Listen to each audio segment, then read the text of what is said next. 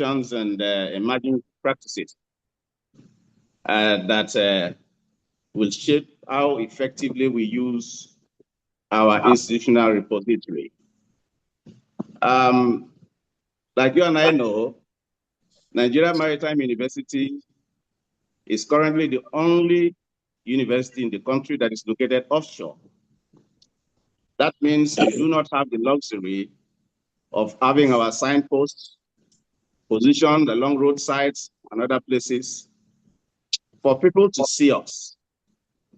So one very important way we can enhance our visibility is through our NMU institutional repository. That is why this webinar is very, very important. And I believe that all of us that are participating will have a swell time. I do not want to take much of your time. I know that it's a Zoom meeting and it is timed. So I want to, at this point, once again, welcome each and every one of you to this very important webinar and sincerely thank the Vice Chancellor for giving me the opportunity to represent her. And of course, thank our indefatigable university librarian, Dr. Fatima Abdul Dayan, and our team for putting this very important webinar together, where staff and students will learn about the institutional repository. Once again, I thank each and every one of you that found time to come, and I pray that we all have a wonderful time of learning together. Please make yourself available to participate where there is the need for you to ask questions, please do so. Where there is the need for you to make contributions, please do not hesitate to do so that we make the webinar an exciting one. Thank you all once again for coming, and God bless you all. Thank you. Thank you so much, Prof. for joining us today. Thank you for your words of encouragement as always. Thank you, sir. Please permit me to also recognize the presence of professors on this call. I can see Professor Bariweni. Professor Bariweni is the Dean of Postgraduate School, Nigeria Maritime University. The Director ICT is always here, a partner in progress with the library. Dr. Bolo Bolo, thank you so much. And I can also see a lot of faculty members, heads of department and deans on the call. Thank you so much. I'm seeing students too. Cadets, you are all welcome. All right, so let's begin the business of the day. Please, let me quickly share my screen.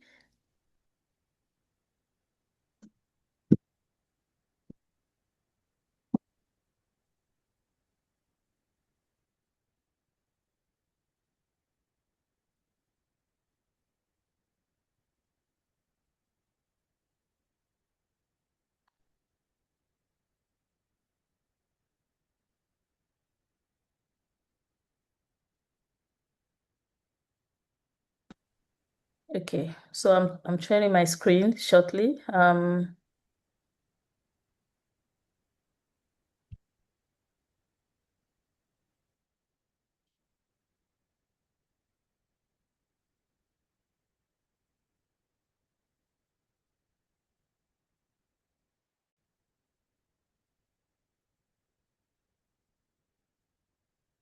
Okay.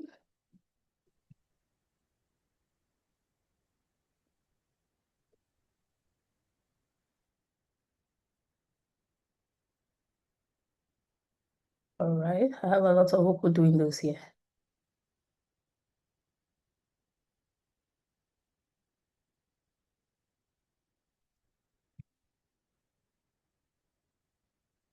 Martha, can you see my screen?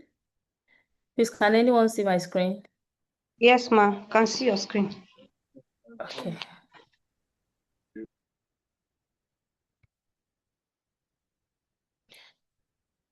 All right. Okay, so we want to, this presentation basically is on using the NMU an institutional repository, a step-by-step guide, and the university library decided to develop, we developed the institutional repository to further enhance the visibility of the institution, the faculty members, and our research outputs. Okay, institutional repository is an asset that most universities leverage to enhance their visibility. And now that the issue of webometric rankings and then the need for research visibility, especially from African researchers, is taking the center stage, it becomes really important that this asset is being owned by institutions, and NMU should not be left out. And it's a good thing that we have the support of the Vice Chancellor, and then we've been able to develop our own institutional repository to showcase our research output. So this presentation will take you through understanding the institutional repository and then how you can upload your content. So I'll just give a brief definition to set the stage, and then to just give a brief overview of what an IR is. So an institutional repository is basically a digital archive that collects, preserves, and shares scholarly and intellectual output of an institution, usually in our own case, a university or a research organization.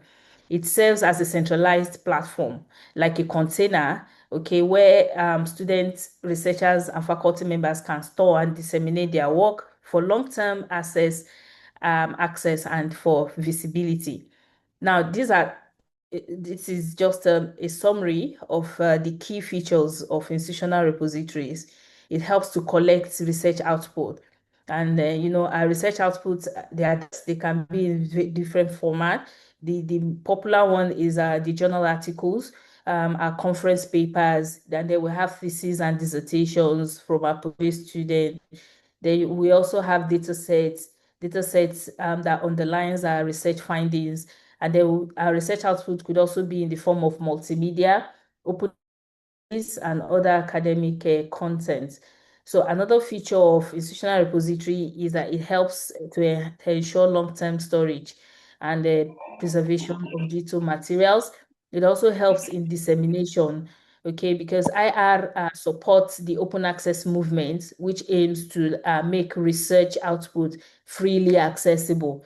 We have this problem of knowledge being locked behind paywall or any form of barrier, but IR helps to open up research knowledge and helps to further bridge the inequality, especially around access to information or to knowledge.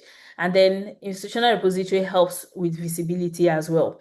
If your content is visible, your research output in whatever format is visible, it simply means that you, the owner, the content creator, the author, the contributor, you get your visibility as well. And in turn, the institution's visibility is also enhanced. And then it's a way of offering community service because it gives tools, for faculty and students to manage and showcase their scholarly contributions. And then there are lots of benefits of IR. Visibility, visibility, visibility. Yes, when you're visible, you gain more citations. And by getting more citations, it means your work is being recognized. And if your work is being recognized, you are also being recognized, and your institution as well. It also enhances collaboration. Okay, when a work is in the open, then you get more meaningful and impactful collaboration because your work could be easily shared across institutions and disciplines. And it also provides a cost-effective access rather than going through the commercial publishing paywalls and all that. IR gives a cost-effective access to knowledge compared to traditional publishing. And then it serves as institutional memory because it preserves the intellectual heritage of the organizations. So these are some of the contents, that can be uploaded to the IR. Your research publications, journal articles it could be a preprint. Preprints are maybe the version of your work that is still under review. Publishing outlets allows preprints. Some of them allow preprints to be uploaded to the repository while the manuscript is still undergoing review. And then you also have postprint. Okay, postprint is after review, but not yet available on the publisher's website. That's what they call postprint. some publishers allow post-print upload on the repository, and then the final publisher version that is available on their website. Sometimes that's why there's a caution there, if permitted, because there are a lot of copyright issues around uploading on the IR, which we are going to see shortly. So the publisher version, if you are allowed to upload the final publisher's versions, you can also deposit that in the IR if you're permitted to do so. Then aside that, you have your conference papers and proceedings, your working papers, technical report, and then graduate and postgraduate research output. And sometimes undergraduate honors, be careful with that of undergraduate thesis because of a plagiarism, copy and paste stuff, but we graduate and postgraduate research is a higher level of research. So we assume that there will be more ethical guidelines and integrity in the work. Okay, so but for undergraduates, we have to be careful with what we accept, on our repository. But yes, undergraduate theses are also can be uploaded on the repository. And then research data sets, experimental results, your codes for those that are into software programming, and any other supporting materials, including lecture notes. We've had a lot of query from students asking us in the library that they would love to have access to past questions, to lecturers' notes and all that. Now, lecturer notes is a perfect example of an open educational resources, OER, because it's in the open. So the repository could actually be a storehouse of lecture notes, where the lecturer can decide to upload that, under his name, and then students can download and use past questions too, presentations, your slides that is lying on your system. You can decide to put it on the repository, and even instructional videos. Then, besides academic content, there are non-academic content that are acceptable on the IR as well, like institutional documents, like annual reports, policy documents, conditions of service, newsletters, strategic plans, multimedia, special collections, and all that. Now, open access and institutional repositories, they work hand in hand. Like I mentioned earlier, if you're uploading your content on IR, you are indirectly supporting open access to knowledge. Okay, so this open access is simply a publishing model that makes scholarly works freely available without paywalls, and that's what the IR is supporting. So it helps to remove barriers to knowledge, and the contents that are open are often supported by Creative Commons licenses to clarify how people can reuse your work. So the fact that your work is on the repository, it is open access, it does not mean that people will steal your copyright or they get to use your work anyhow. Okay, so there's what they call Creative Commons licenses that helps to define how you would want your work to be reused. And whatever license that is invoked on your work, that is what secondary users must adhere to, else they'll be infringing on your right. Now, these are the different models of open access, and it is important as faculty members, researchers, and the postgraduate students generally, it is important that we understand these different models, especially when you're publishing your work, so that you don't make mistakes or upload a work that you are not supposed to upload in the open. Now, these are the three most common open access models that guides the way publishing is being done currently in the scholarly ecosystem. Number one is the green open access. Now, in green open access, if you publish your manuscript with a publisher that runs the green open access model, it means that you can self-archive your work in your repository. And there's always a caveat, maybe the preprint or the postprint. So green open access allows self-archiving, which works very well for institutional repository. Okay, it means that the publisher is allowing you to go ahead and upload that work. So you are not infringing on any right. In fact, by the time we move this advocacy forward, there are researchers that are not even aware that their work, they have permission of uploading self-archiving, because the publishing model is green open access. So it is important that we go through our publications and see the publishing model, that their agreements that you had with the publisher. Okay, so if it is a green open access publishing model, it means that you can self-archive your work in your institutional repository, either the preprint or the postprint. Then the second one is the gold open access. If where you published your manuscript, okay, if the statement or the publishing model that the publishing outlet is running is gold open access, it means that there is an article processing fee attached to it. Okay, and after paying that APC, the article processing fee, you are allowed to upload on your repository. Some that you will have to cede your copyright to the publisher before they accept your article to be in the open. So if it's open access, most times you are only allowed to share the abstracts of your work and then attach a link to the publisher's website.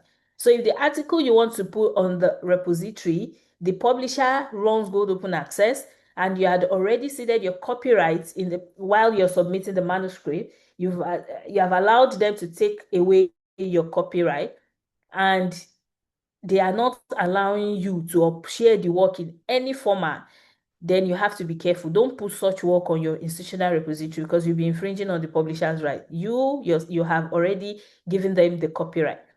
However, sometimes, even though it is still gold open access, you've ceded your copyright, they allow you to upload your abstract and then with a link to the publisher's website for the full article. So these are issues that needs to be trashed out before you upload your content on the repository. Then the last one, and the most acceptable one and favorable to everyone, especially for us early career researchers, is the Diamond Open Access. Here, there's no restriction whatsoever, no APC, no payment, okay, on the part of the reader or the author. So you have your copyright, you are not infringing on anybody's right, you can upload that work on the IR. Okay, a lot of content on IR, they are Diamond Open Access. That means they are in the open already, and further promoting it on your IR is a plus, and you are not infringing on any right. Now, copyright and licensing, there are issues that we need to understand as authors before we deposit their work. We also need to understand embargo period. There are works that the author will tell you that before you can share this work openly, you must keep it closed for an embargo period, say 1 year, 2 years, 6 months. So you need to understand this, okay, before you release your work. And that's why we're encouraging that you always request the work is made open under the CC BY, which is the Creative Commons attribution. That is the most open. We had a seminar on Creative Commons license recently, and the CC BY is the most open, that allows open sharing, provided the person that is reusing your work acknowledges you as the author. Then file format too is another thing that you have to consider before uploading on the IR. The most acceptable format is usually PDF, because PDF helps to retain the style of the work. The tables will not be scattered, your picture retains its quality and all that. Then if you're uploading image, the most preferred format is JPEG and PNG because they retain quality. Audio, if you're uploading audio, MP3, video, MP4. Then metadata requirement. Each of your content that you're uploading on the repository, you must attach this descriptive information. Very important. The title, the author, the keywords, the abstract, amongst other metadata. Now, this is very important for discoverability. There are issues where instead of spelling your name as, say, Brian, you spell it as brain, BRIAN, mistake BRAIN. That work is automatically lost, because when your users or somebody that is interested in your work, they're searching for Brian and there's a mistake in the metadata while you're uploading, you spelled it as brain. Okay, so it will affect the work. Then the same thing with the keywords. Keyword helps a lot in discoverability. You need to use keywords, that describes your work, because that is what will make the discoverability of that work easy. And then quality control is also very, very important. Although in the library, NMU library, we have our internal quality control, which I'll take you through briefly, to ensure that our repository complies with institutional policy and then the content is good.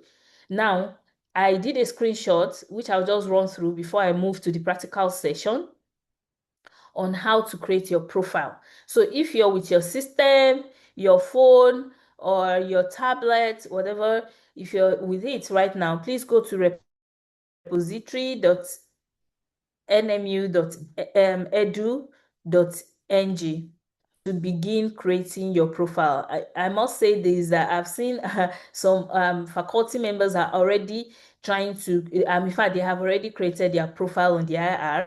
I've seen a lot of requests, received at the back end of lecturers that are already creating their profile. If you have not done so, go to nmu.edu.ng and then you click on begin new user registration. It will ask you for your password, email address. You enter your email address and then click register, and then a verification email will be sent to that particular email address. Now, I must say this here, that while it is highly encouraged that you use your NMU email, institutional email address, sometimes there are delays. You might experience one or two delay. Okay, so you may want to consider using Gmail, but NMU email address is most preferred. Okay, so use your email address, and then you receive a verification email sent. Go back to your inbox, all right, and then you find a message from DSpace repository. Now, when you click from your inbox, it will ask you to agree, end user agreement. You can open and read it. Okay, you have your end user agreement telling you about the license that guides the agreement that guides the use of the repository. Once you agree, then you have successfully registered. Then it will take you to where you can now create your profile properly. It will give you a box where your phone number, your preferred language, and all that. So just like filling normal form, and then your registration is completed. Very easy, very straightforward. In just three, 4 steps, your profile is created. And once you have created your profile, you can now begin to use your IR. You go back to repository.nmu.ng. Now, instead of clicking on create new user, you just click login. And then you enter your email, your password, and then you have access to your community. Now, after creating your user profile, there's something that will happen. The library will receive a request. The library will have to add you to a department, your faculty, and then the department. All right. So to do that, after creating your profile, you have to a community, a WhatsApp group, which is attached in the attendance register, that attendance sheet or form that will be shared shortly in the chat box. In that attendance form, there is a WhatsApp community, a link to a WhatsApp group. Okay, please click and join that group. Now, the essence of you see your faculty, Faculty of Science, Faculty of Engineering, Transport, Environmental, General Studies. Okay, so you click and you let us know that you have registered. Tell us your name and your department. So the librarians are on each of these WhatsApp group. We will pick and assign you, give you access to your department. This is very important because we've had situations where a lecturer from Department of Marine Geology will upload content in computer science. And then when it's time for you to see the number of uploads you have or content in marine geology, you will not see that content because the person mistakenly uploaded in science. So to avoid that, now that we are starting afresh, is a big issue for repositories that have been in existence for a while. Librarians trying to sort lecturers to their appropriate department. So since we are starting newly, we want to correct that from the beginning. So once you've registered, right, you will notify us on that platform and your department. We will add you in your department, and then you get another notification that you can begin uploading your content. Okay, so now I cannot emphasize this enough. Entering your metadata accurately, it is very, very important. Okay, because if you make any mistake in author, your abstract is missing, the keyword is not properly describing your work, then there will be serious problem with discoverability. Now, this librarian's check that I just mentioned now, it is very important that we do our check, okay, to ensure copyright compliance. There are cases where some faculty members will mistakenly upload a work that is under embargo on the institutional repository. So we have to do our due diligence to confirm that the link to that article that you are attaching to your uploaded work will confirm that there's no copyright restriction on that work. You have the right to upload before we accept, and then you can now see it on the repository. Usually by the time we are done with our background check, you will receive another email. It's called a confirmation email to let you know that your submission is live. So when you log on to your repository, your page on the repository, you see that's your submission online, okay? So librarian's integrity check is very important to ensure metadata accuracy, copyright compliance, and the quality of our repository. So in conclusion, we summarize the step here. This flyer will be dropped on all our platforms. It's just a summary of what I've been saying from the beginning in a flowchart, easy to remember. You visit the repository website address, which is repository.nmu.edu.ng. You click on register, you receive an email. So you go back to your inbox, you verify your email address, you create your profile by imputing your name, your everything you want to impute about yourself, you complete it, then you log on back to the repository, and then you can start uploading your work. And you can also browse other departments to see what is being uploaded. And then we attach a QR code here, that easily scan, and then it will take you to the repository. So this flyer that summarizes everything that I've been saying, we'll drop it on all the platforms, easy steps to guide on how to use the repository. So this is the end of my presentation. Now I want to go live to the repository, and then I'll assume myself as a new user just to show you how to register and then upload your content on the repository. So while I do that, if there are questions, comments, please drop it in the chat box, or you can just signify with a raise of hand, and then we'll invite you to ask your question. Thank you very much. Let me go live now. Thank you. Okay. So Martha, Mr. Confidence, Mr. Tega, if we have questions, I'm not seeing the chat box right now. Please let me keep tab on it, and once I'm done, we'll do that. I'll take the questions. All right. So, no questions so far. okay, thank you.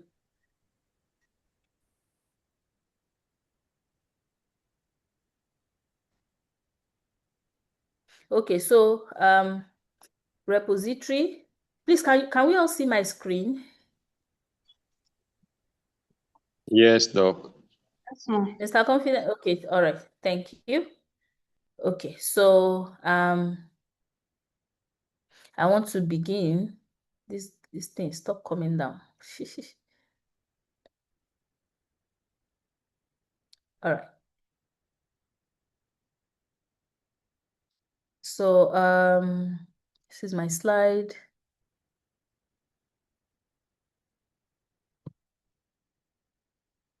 All right. So repository dot NMU edu ng.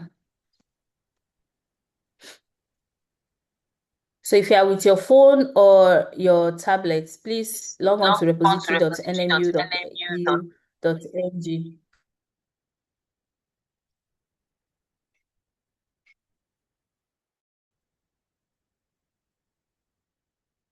Okay. Okay, let me move this guy away so that I can see. All right. So, sorry, is someone talking to me? Okay.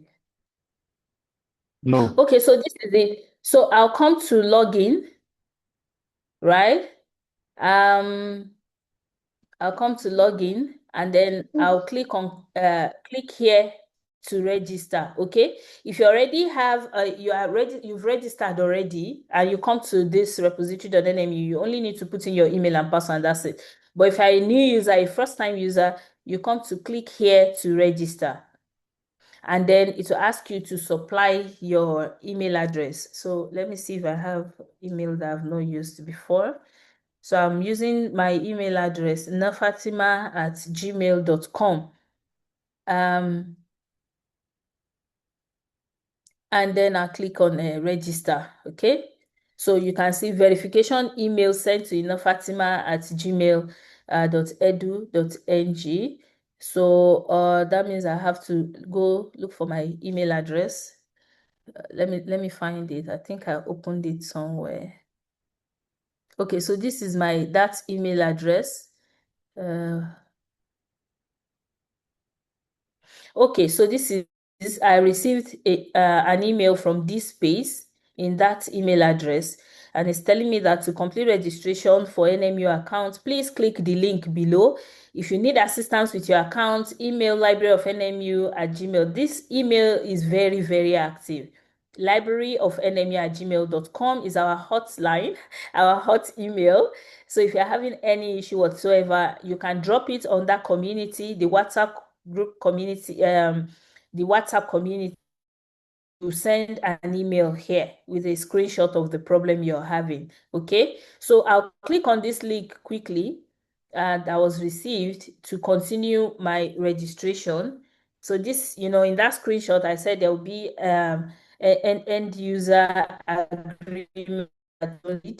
Even me, I don't read it sometimes too, because I know whether I read or not, I'll still have to agree. But don't worry, you're safe. So this is the end user agreement. I will accept it, and then I say save, and said successfully updated the end user agreement. So I'm expecting it to give me where I can create my profile. You see, this was shown in that slide too. So my email is Nafatima. My first name is Abdul Dayan. My phone number is this, and then language is no paid. So English, and then password. Okay, so this is password. Let me choose my own. Okay, so I'm entering my password. Retired. Okay, so complete registration. So registration completed. It's telling me to, okay, so let me save. Yeah. MacBook with Wahala. No, it's okay. All right. So now I'm in. It took me here. Okay, this is the home page of the repository. So please, you click on this, your profile picture. And you can see I've been logged in automatically. Can we see? nafatima@gmail.com. All right, so you have your profile. If you want to edit your name, maybe there's a mistake. You see, I made a mistake. Abdul Dayan is 1D. Okay, so if I want to edit my name, I can come back to my profile and then edit anything I want to edit. You see, the mistake was intentional to show that, you can always come Wow, good. and edit. Then I'll save profile. Okay, field required field, which I have. Right, so your profile has been saved. Right, so let's go back. You see the D is gone now, right? Fatima Abdudayan. I've been able to edit my name. Then you come to my page. So what happens here is it will show you your uploaded work, but now there's nothing else. I have not uploaded anything. Now, if you look here, remember I said after creating your account, I will have to go to that community that is at that link attached to the attendance form and inform the librarian that I have uploaded. I've just registered and I'm from Marine Geology Department. So that WhatsApp group is 24 hours active. We'll pick you and then add you to a department. Now, if you look here under management, I hope you can all see my screen. Can we see my screen? Mr. Confidence, can you see my screen? We can see. Can anyone see Yes, my ma'am. screen? Okay, Yes, ma'am. Yes, we can see it. We can see it. Okay. Okay, thank you. Now look here, this management, there's supposed to be a plus sign that will allow you to upload your content. But because you have not been assigned to a department, you cannot upload anything yet. So at this point of registration, you can now log in and everything. You drop a message on that platform. At the back end, librarian will add you to a department, your correct department. So by the time you log in again, you will see a plus sign here, okay, where you can now start uploading content. So now let me sign out and use my other account that I already assigned myself to a department. So I'll click on login. And then I think I used this email, Fatima Abdul Dayan at gmail.com. Okay. Fatima Abdul, you see, why am I using double D? While I do at gmail.com. Fatima at gmail.com. I'm not sure this is my password. No. So,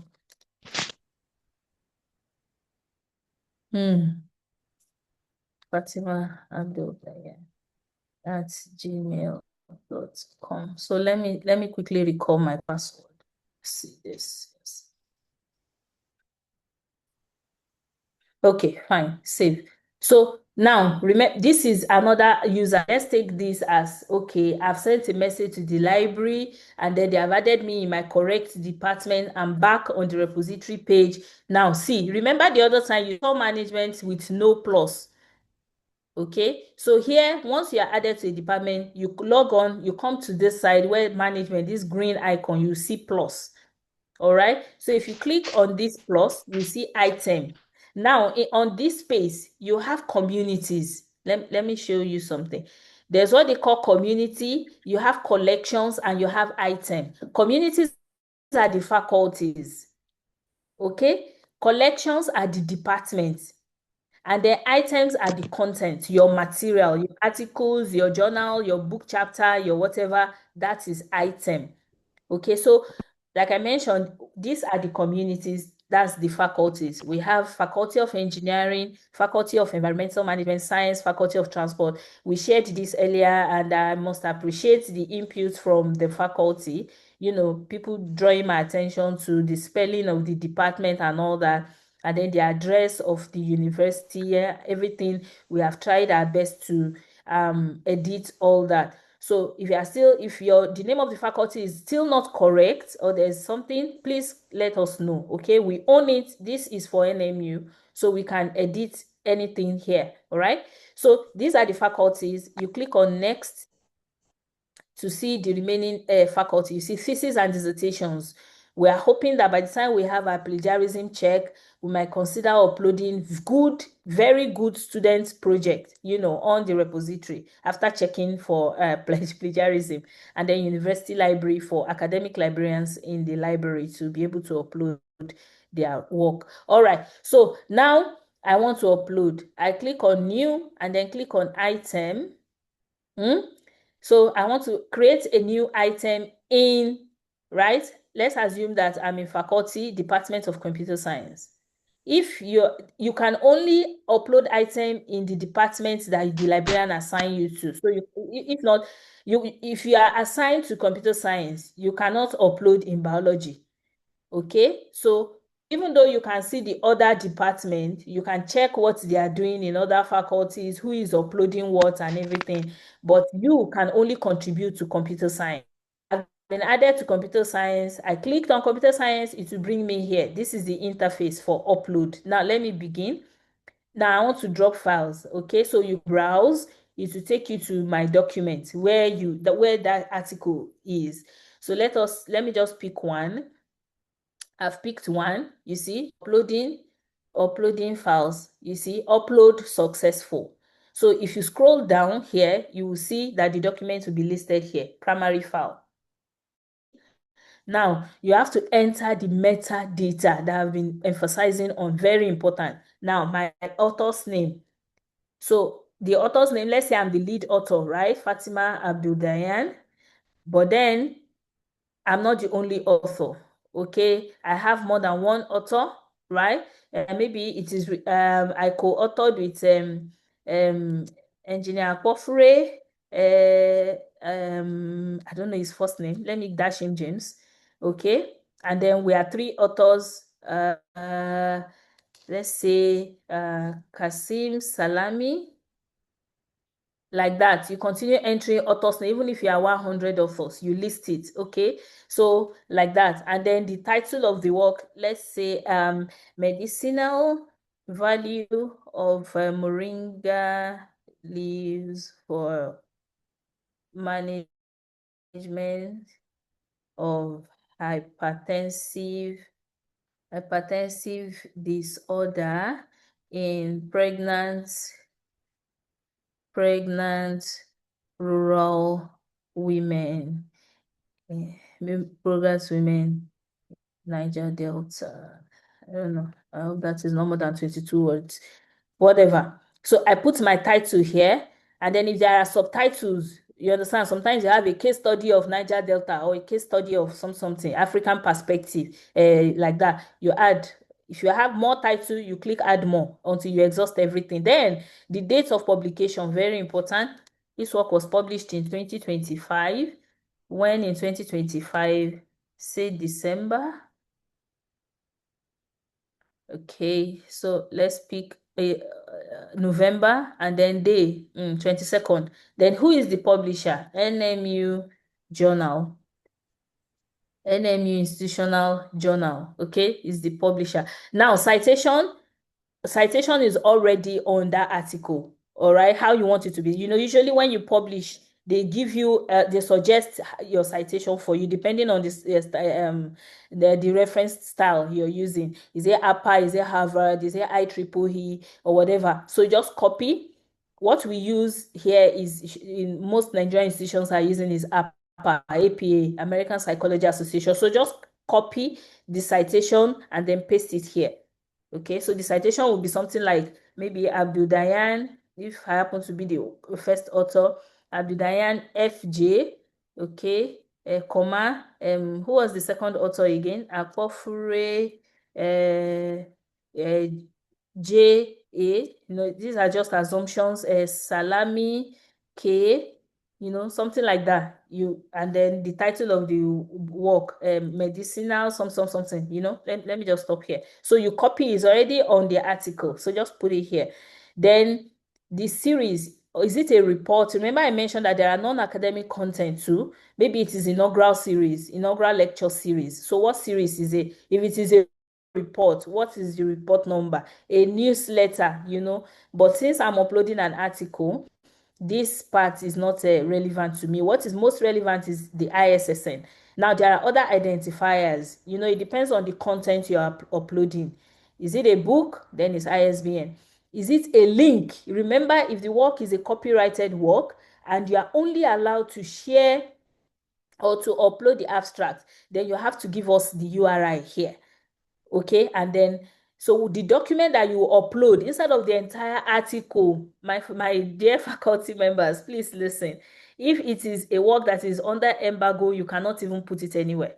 But if it is copyrighted and the publisher owns the copyright, however, they are allowing you to share the abstract or the bibliographic details. What you are going to upload in browse is just the abstract, not the full content. All right, so this URI will allow you to now impute the address to the publisher's website. So if they want to confirm, maybe during the promotion and assessment and promotion, they can click on that link to the publisher's website to see the full article. But if you publish open access, Diamond Open Access, where there's no restriction, then you can upload the full article. Then here is just going to be the ISSN. And then you supply the ISSN, 2, 3, whatever, and then you put it here. Then you see this part is mandatory. Type. What exactly are you uploading? Is it an article? Is it an animation that you did, to demonstrate how to do something, marine biology or something, a book chapter, or just data sets? You have a lot of data, you don't want to lose it, and then you just want a place to keep it for now. you can choose data sets or just a learning object, image, 3D image, a map, okay, nautical sciences, map, plan or blueprint, preprint, your lecture presentation, your recording, okay, your software, technical report, thesis, working paper, videos, you have to tell us, but I am just uploading an article. So I'll just select article. Then what's the language? Of course, it's English, but if it is written in other languages, yeah, you can put it here. And if it is written in Ijaw, okay, you can say not available. And then when you come to description, down here, you can now talk, okay, this is a book written by an indigenous author from Okerenkoko. The book is written in Ijaw language and all that, okay? But if it is English, then you pick English, all right? Then you insert your keywords. Remember, I said keyword is very important because that is what will aid the discoverability of that content. So you input your keyword. I think our paper is something on Moringa. So definitely Moringa will be in my keyword. I think I mentioned something about I said something about Niger Delta, Moringa, Niger Delta, what else? Indigenous, whatever. Pregnant women. Pregnant, thank you very much. Pregnant women, very important. Pregnant women, Medicinal. medicinal value, something like that. So when anybody comes online and the person is trying, okay, wait, I think something happened. Let me check. Pregnant women. I'm very passionate, I love working with pregnant women. Niger Delta. Okay, like that, you add it. And then whenever anybody comes looking for Moringa, Niger Delta, search it in general Google, and there are content on the repository. The web crawler will also crawl the repository of NMU, and it will suggest that as part of the hits that you get online. But if you use keywords that are not descriptive enough, your work you will not get that visibility. Do you understand? So keyword is very important. Then for the abstract, just go to your article. It's published already. They have done all the review, so you are sure that the abstract is okay. So go there, copy abstract, and then drop it here. And if it is your lecture note, you can still generate an abstract. Okay, this is a lecture note for Tama, something, and then, and then sponsor. If it is a sponsored work, you have to at least acknowledge the sponsors here. It is State Fund, NMU, or is even self-sponsorship. You can write self-sponsor, or it is Horizon 2020, Welcome Trust, whatever your funder, your sponsor is, you put it here. And then description, this is for additional information. You see? And then we have already uploaded our files here. Okay? So now I'm uploading this file. I'm checking Microsoft Word, all these checksum. This one is by default, it's generated by the system, but I'm confirming the name Microsoft Word, although we usually encourage your work to be in PDF. In fact, if it is an article, it's going to automatically be in PDF. Okay, so this is the most important part now, the license. You must grant license to complete your submission. Please, I need us to read the license statement carefully and understand it, that by signing and submitting this license, this is a non-exclusive distribution license. By signing and submitting this license, you, the author, okay, you have already assumed yourself to be the copyright owner. You are granting Nigeria Maritime University the non-exclusive right to reproduce, translate, distribute your submission worldwide in print and electronic format and in any medium, okay, including but not limited to audio or video. Okay, there are some works that people even act it out as drama. There are universities that are even encouraging their postgraduate student, PhD students to act their PhD. So if you work with pregnant women, for instance, and you discover something, instead of leaving it in text in your book, you can actually act that findings as a drama. All right. So if you are granting this license, you are saying that your work can be translated, it can be distributed electronically, and then you also agree that NMU may, without changing the content, translate the submission to any medium or format for the purpose of preservation. And you also agree that NMU may keep more than one copy of this submission for purposes of security, backup, and preservation, and that the submission is your original work, and you have the right to grant the rights contained in this license. And you also represent that your submission does not, to the best of your knowledge, infringe upon anyone's copyright. There are instances out of desperation that some faculty members will change the arrangement of authors. This thing, you are not the first author, but you put your name first. Or sometimes you don't even have the copyright to your work, okay, but you just, because of rush for promotion, you infringe on someone's copyright. And remember, your work will be online.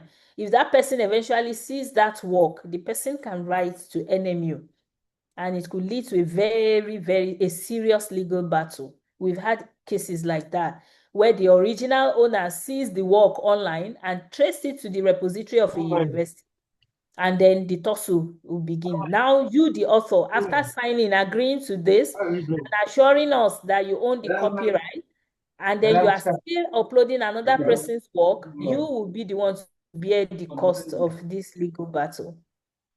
Now, so you read it to the end. If the material contains if the submission contains chocolate, if the submission contains material for which you do not hold copyright, you represent that you have obtained the permission of the copyright owner to grant NMU the required license. Okay? Hello, can anyone hear me? Yes, ma'am. Yes. Yes, Okay, Yes, ma'am, thank you Yes. very much. All right, so that's it. So that is the agreement. Please take your time to read it, and then you agree. Once you confirm, now you can save for later. You can save this, but if you click save, we will not receive it at the back end. We will not receive it at the back. Okay, if you click save for later, you have still not deposited. Hello, distinguished faculty members. There are instances where we get comments like, I have uploaded, I'm not seeing my work. I I've have uploaded, I'm not seeing my work. uploaded. It is because you did not click deposit. My co-host, please mute people actively, please. Now, if we cannot receive your work, is one of you did not click deposit, you click save. If you click save, the work is still with you. Save for later, the work is still with you. If you did not confirm this license, click here. Okay, the work is still with you. We will not receive it. The only way we can receive your submission is by clicking deposit. Okay, so now before you click deposit, go up, check that everything is good, and then you click deposit. And once you have clicked deposit, hello, can anyone hear me? Can anyone hear me? Yes, ma'am. Yes, we can hear you, ma'am. Once you Yes, we click can hear on you. deposit, once you click on deposit, the librarian will receive an email. I don't want to deposit this because it will go to this thing. That's the end of your part as a lecturer. All right, we will receive a notification that you have a lecturer so named Fatima from the faculty of from Department of Computer Science just submitted a content, a material. So we will go through your submission, download this paper, check that your keyword, you added your keyword, we'll check that the ISSN is attached, okay, the link that you are attached to it is correct, and then we will approve. Hello, once we approve, Mr. Confidence, please mute your microphone. Once we approve, then your work will be live. All right, you will also get a notification. So let us assume that I've deposited and then the library is done, and then my content, let's go back home. I want to show you what will happen. You will see your work will come live, and you will get a notification that your submission titled Moringa medicinal something is now live on the repository. You get a notification. And if you log on to your DSpace dashboard, you will see that your work will be listed on the repository. All right, and that's the end of the presentation. So I'm going home now. I want to show you some of the test content just to show how it will appear once your work has been validated and approved. Okay, so moving forward, we'll have librarians attached to each faculty. Okay, and then the university librarian will also be available to answer your query at all times. That is why the WhatsApp is there, and our email address, libraryofnmu@gmail.com, is also active. So this is a test document, Ordeals of Childbirth, and this is another work uploaded. This is how your work will come. Once it goes live, you will get a notification. You log on to the repository, and then you will see that your work is also listed. Anybody that log on to the repository from any part of the world will see your work. So this is a work now, for instance, and then this is how it appears. Now, for students that are online, okay, cadets that are on this call, sometimes your lecturer might ask you to go to the repository, okay, and download my paper, right? So once from homepage, okay, you click on the faculty, the department, you will see the items. And then when you click on the title of that lecturer's paper, it will bring you here. If the lecturer have open access copyright, and then the full paper is uploaded, just click here. It will download the paper. You click and then it's downloaded. Now this is just a sample. So Adibin is a full article. It will come. You see, this is now on my local computer. You can further download it and save it in my document. You see, that's the title. Where do you want me to download? I say save. If I go back to my system now, I'll find this document. So there are times I will just refer our students to go to the repository, look for my course material for last year, go and download it, and then or go and download my article from the repository and summarize it into one page and submit next week. So students, just click on the title, look for that work. You can search from anywhere. You can search from here, right from the repository. Just search the name of the lecturer, okay, and then it should bring out all his content. Then look for the one that they've asked you to use, click on it, come here, you see the PDF, you download, you have it. Or if you come to full item page, for instance, okay, you can still download here. This is it. You can download. It is open access. All right. So, and for student that wants to upload, all right, if you have something of you that's really good, or maybe your project, after getting the clearance from your supervisor can assure that there's no plagiarism, you can also upload, but you have to upload through your supervisor, okay, so that the content will be curated with your supervisor and your name attached. So thank you so much, everyone. We have come to the end of the presentation. I'm going to stop sharing my screen, and then I'll go back to the chat box for any questions, observations. Please let us interact. Thank you so much, and God bless you. Martha, over to you, please. Thank you so much, Ma, for this wonderful session. There's been a lot of comments in the chat box. People are sending kudos that it has been so much enlightening and engaging. Thank you so much, Ma. We have some questions. The first one is from Dr. Victor. He's asking if any mail can be used, or must it be the institution? Okay, so should I take the question as you're asking, or I just take note, or I quickly respond as Quickly you're respond. reading them out? Okay, thank you very much. Dr. Victor, thank you for that question. I mentioned earlier that the institutional email is most preferred, because it further strengthens your affiliation, right? To show that, yes, I'm from NMU. However, there are cases where people complain of delay. Some persons will say they did not receive that. When you register, it will send you a first notification to your email address to confirm that it is correct. So there are cases where they say, I did not receive it, I did not receive it. And that's why we are also suggesting that you use your Gmail address. But your institutional email is preferred. Yeah. But you can use any email, your Gmail, your Yahoo, Outlook, your whatever email you can use. It will accept it. Thank you. Next question, please.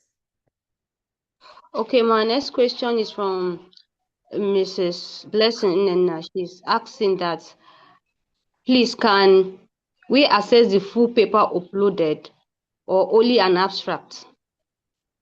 Okay, so I showed where you can upload, right? Yeah. So it depends on what the library or the researcher uploads. If what you grant open access to is the full article, the full paper, yes, people can download the full paper. But if there are certain restrictions, maybe you don't have the copyright and the publisher is allowing just the abstract, then it is only the abstract that secondary users will be. Of course, the link to the full paper will be attached. So whatever it is open, and we have the permission to allow people to download, that's what people can download. So what you see on the repository is what we have permission to leave open. But most times you can download the full text. Next question. Okay, ma, this is from Miss Celestina. This is a suggestion actually. She said, Doctor, you might need to arrange for a special physical lecture for those of us who have network challenges so that they can follow up. Okay, thank you very much, Dr. Kekai Celestina. Yes, we'll consider that. Yes, definitely. This is not the end. This training is going to be like we'll have to keep doing it, and we're ready. So for the physical training, the library will organize one for next week at Kuritie, and then we also do one in Okerenkoko. Yes, by God's grace. Yes. So it's a continuous thing. We keep training and training until we are all on board. Yeah. Thank you. Next, Martha. This one is from Dr. Victor again. He's All right. saying that is there any way the metadata can be extracted automatically from the documents or other sources, because it will be time consuming for authors who have published many papers to be extracting the data manually for each paper. Okay, so for that, I would see if that is possible. I know it is possible on Koha. Koha is a library management system, not a repository actually.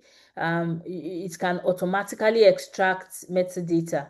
But for this space, that's an option. I will look into that. I'll see the possibility of doing that. Yes. Please, I'll do that and get back to you. Martha, note the question and the name of the person so that I can give the person a feedback, please. Okay, Mr. ma'am. Confidence, note the question too, please. Let's see if this space can automatically extract metadata. That would be awesome. Thank you, sir. Yeah, noted. Okay, ma'am. Go ahead.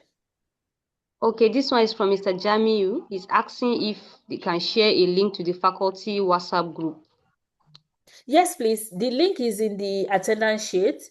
Mr. Tega, if you have the attendance link to the attendance sheet, please drop it in the chat box. Once you fill your name, there's a link to the community WhatsApp community group. Just click, you see your faculty for engineering. Just join the group, your faculty. Yes, please. Go ahead. So please fill the attendance register. You will see it is there. Martha, next. Yes, ma'am. This question is from Mr. Amuja Daniel. He's asking us if the mobile app on the phone can be Sorry, can available. you mute that noise? There's a background noise. Please ask again, Martha. Yes, he's asking if the mobile app on the site can be made available in Play Store and App Store. Is it Yes, available? absolutely. Absolutely. I downloaded it on my phone. Yes, this space is available on the App Store. Yes, and for Android phones. Please try it. Daniel, try it and get back to me. Yes, I know I did that recently. Yes, Okay, go ahead. Next question. the same person, Mr. Jami is asking, how do I remove a wrongly uploaded article on IR? Oh, beautiful. That's a very good question. Okay, so let me see if okay, anyway, when you click on login, right, you are logged in. Remember where I clicked on my DSpace?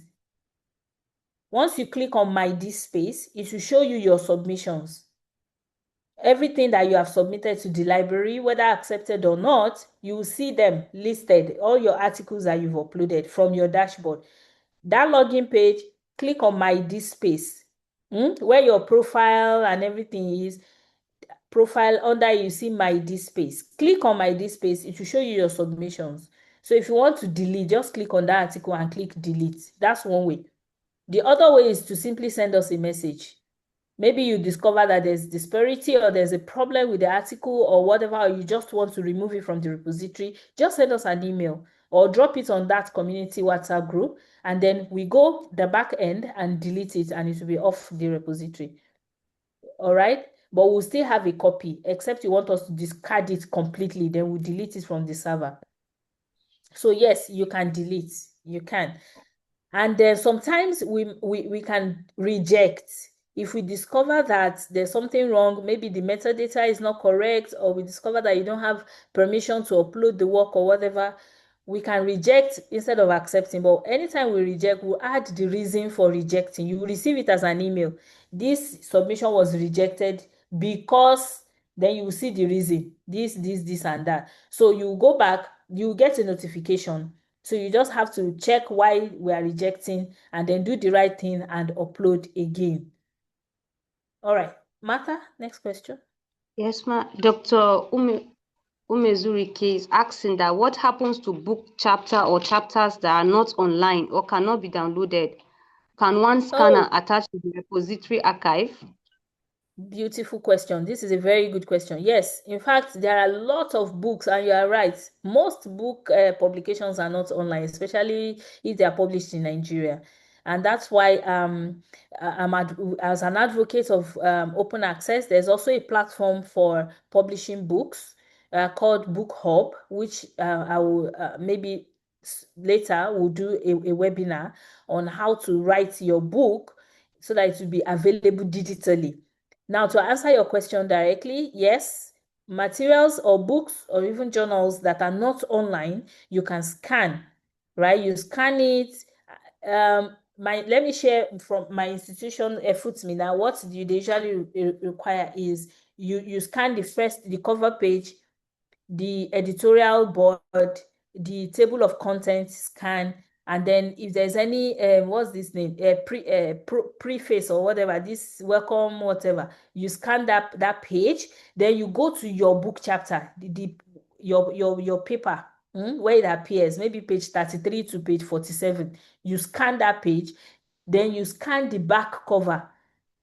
All right, now put everything together as a single PDF document, and that is what will be uploaded. So yes, even if the journal is not online, even though we are advocating for journals to always have online presence because of issues like this, if you have book chapters that is not online, or even artifacts that you want people to see your cultural heritage, just take a picture, convert it to PDF, then upload on the repository, attach the appropriate metadata, right? Type in the author's name, the title, and everything, and then upload on the repository. It is allowed. When repository came in newly, then we had to start doing what they call retrospective conversion of theses that were submitted several years ago. We had to scan everything and upload them on the repository. And this is what universities are doing to gain visibility and to do this webometric ranking, whatever, because they want to see the content, the amount, the number, of content that you have on your repository. So yes, doctor, and then upload, just convert to PDF, a single PDF document, and then attach the appropriate metadata, and then you have it on the repository. Next question, please. Okay, this one is from Mr. Awodi. He's asking that we should share the webinar recording. It is going to be shared. Just fill in the link for attendance. And I can see that some people are complaining. Please copy it and paste it in a different browser. And if that is not also working, I have shared our WhatsApp communities link. Once you join, we'll send the attendance again so that you can be able to fill in. So going on, this one is from Mr. Martins. He's asking that, please, my question, can lecture notes be uploaded? If yes, can it be edited for modification or updating?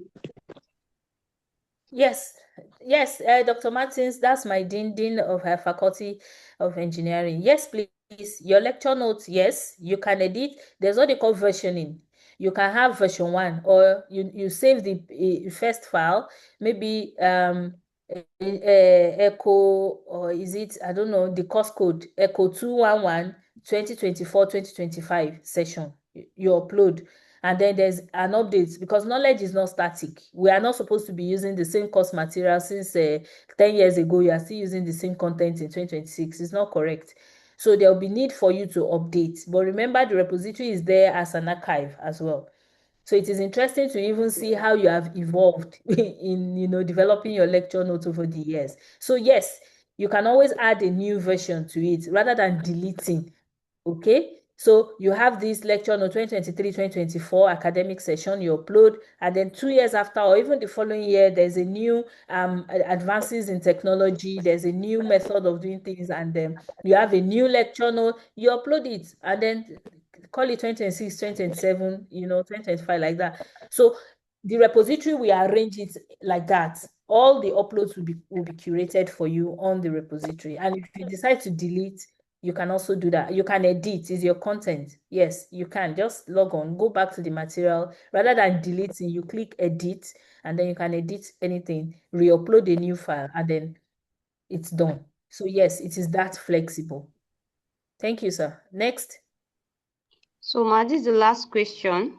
All right then. Okay, I'm seeing other people are still typing actually, but this was the last question. So is it possible to get the slide of this presentation? Yes, I'm an open access advocate, and we are talking open access. So yes, the slide will be dropped on the community platform. Please, Martha, ensure we drop the files, the slides. Yes. Yes, ma'am. And And like the I record. said, we are going to have a repeat of the training in Okerenkoko and Crucier, a physical training. And then once in a while, we'll do webinar online training, for those that would, because I'm sure some persons will still prefer virtual training, concurrently, to support the research community. Next, please. So we have, let's take 3 more questions. Okay. Does the repository have any limit for document size? Oh, that's a very, very good question. Repository is actually a storage space, on the cloud. So yes, we have to be careful with the content, the size of the files that we upload, right? So I guess we'll have to form a policy around that, because sometimes you have video data sets that could actually run into terabytes, and what a document text, the space for like 100 text, one video will just consume that. So that's a good question. Yes, there's a storage limitation, and then we are going to put a restriction to that. Mr. Confidence, please note this. Let us agree on the maximum storage, the size of documents. Yes, please. It's very important. Thank you so much for that question. Thank you. Yes, we should put a restriction so that we don't exhaust our space quickly. Although we can always we can always expand, increase the storage space, but we need to be judicious in allocating space to materials, to content. Thank you so much for the question. Next, Martha. Okay, ma'am. This question is from Mr. Abraham. If possible, we can improve the profile registration process to include options, that's drop-down lists to select communities. That's, can we use it in collections department during the registration process instead of the WhatsApp process? Okay. Yeah. So yes, that's something that we actually discussed in the library. Mr. Tega, Mr. Confidence, we had that discussion, but the thing is, we are using the latest DSpace version. That DSpace is the name of the repository software that we are using.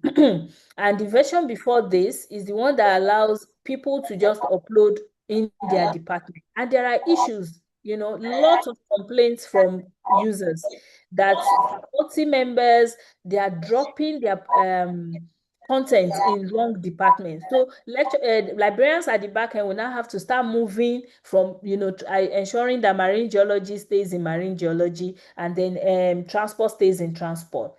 So I guess that is why this restriction is there, and ensuring that there's a kind of integrity check. They call it quality assurance check.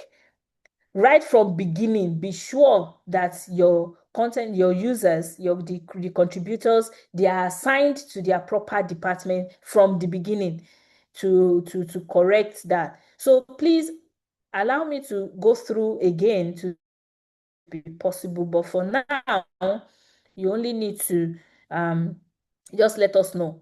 Although even if you don't let us know, we can also see, once you register, we can see at the back end that so person just registered, and librarians will be actively assigning you to department as we are seeing you. Okay, but then you might just decide to still let us know, just to help us, so that's it. Thank you so much. Thank you. I'll get back to you on that. Thank you, sir. Next question. Okay, ma. From Mr. Abdullah Questions. Zakria. We have just 10 minutes. Yeah, it's okay. Go ahead. Okay. So my question is, due to high rates of knowledge lost, accessibility of information, especially in special libraries, what is the first step to take if you want to advise for IR? And is there room for mentoring if permission granted? Okay, first, who is this person? Is the person a staff of NMU? Is it a student, a staff, But then yes, repository is there to prevent. Mr. Tega, please mute the person, please. Okay, so there's room. Repository is there to preserve and to prevent the loss of knowledge, especially in special libraries, like you rightly mentioned. Yes. So institutions are now seeing IR as a big asset, because that way you know that you are curating your research output and they are within your care, and they are archived in the name of your university. So the ownership is properly defined, preservation is assured, and you can claim, authority. You can manage your resources yourself. So loss of knowledge, repository is the answer. And the good thing is it is open access. All right. It is open. It means that you can customize, you can use, you can upgrade whatever you want to do, so it gives you this sense of ownership and control. And for the mentoring, yes, I think the person should be a librarian. Yes, please. I am open, I'll gladly mentor you if you wish, if you allow me to. So please reach out to us, libraryofnmu@gmail.com. That's the official email address. And then we can pick up the conversation from there. Thank you very much. Martha? Yes, ma. Lastly, this is like a suggestion from Mr. Abraham. He said, I think for the user agreement, there should be a clause that says NMU will not be held liable for items that includes copyright infringements. Okay, I'm sure that's stated somewhere in the license, but I'm going to check again to see that is explicitly stated like he mentioned. Mr. Tega, please, let's lock this in. We'll go through the license statement again, and then we'll see that particular part that Dr. Abraham raised is clearly stated. NMU will not be liable for any copyright infringement. Okay, thank you. Okay, Thank you so much. now. Okay, thank you. All right, Martha. So thank you so much. I think we have exhausted the questions. Permit me to invite Professor Tuori. Any hands up? Do we have any hands up? Martha? There are no hands up. No Okay, one. There's a question. beautiful. Okay, thank you. Okay, so Prof. Sir, Professor Tori is the Deputy Vice Chancellor at CAD Nigeria Maritime University, and he's representing the Vice Chancellor of our university, Professor Flora Oluwafemi. So, Prof. Sir, we have come to the end of the training, and would want you to give a closing remark so that we can end this session. Thank you, everyone, for staying with us till now. Thank you. Prof. Sir. Thank you so much, Dr. Fatima. This was really wonderful. We have learned a lot from this, and I think everybody that participated got blessed. I want to sincerely thank all the participants as well. You know, if you had not come to participate, it wouldn't have been as interesting as it went. So we are deeply grateful for all of you that came to participate. I wanted to ask a question, but someone else did. I think it was a comment, rather, from Dr. Kekai, if these presentations are going to be held physically in the future. And I think that has been answered. It's good that some persons who may not have had access to the presentation online also participate physically. So I'm glad that Dr. Fatima confirmed that we are going to hold physical presentations as well. So thank you so much, Dr. Fatima, all of your team members from the University Library. We are deeply grateful. The university community is deeply grateful. And I know that as I go to report to the VC, she will really appreciate what you have all done. We are deeply grateful. So thank you very much. Let's hope to meet again somewhere next week, either at Cloutier or at Okerenkoko. Thank you all so much, and God bless you. Bye-bye. Thank you, Prof.